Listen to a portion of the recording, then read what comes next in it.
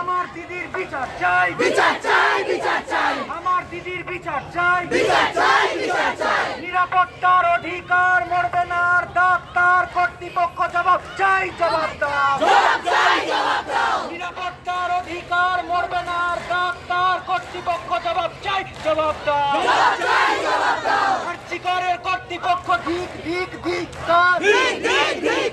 খুন ধর্ষণ করলো যারা তাদের বিচার করবে কারা কর্তৃপক্ষ জবাব চাই, জবাব দাও, জবাব চাই, জবাব দাও।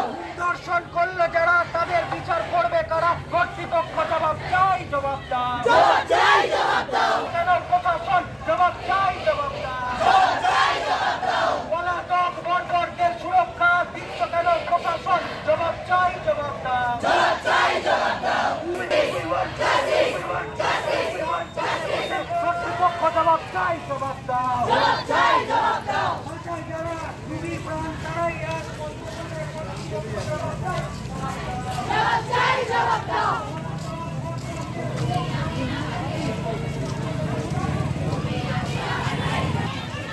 তুমি আমি আবার কে মানছি না, মানবো না, মানছি না, মানছি না,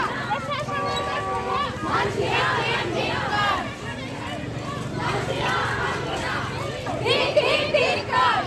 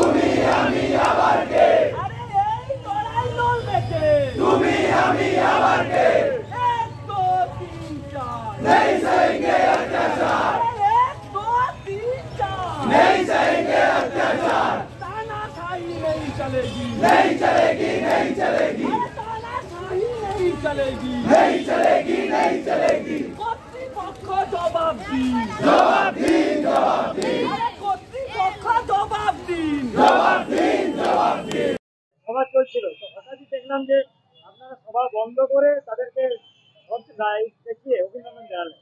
এটা হচ্ছে আমাদের সংস্কৃতি, এটা হচ্ছে আমাদের মানে ভারতবর্ষের যশস্বী প্রধানমন্ত্রী, এটা হচ্ছে রীতি।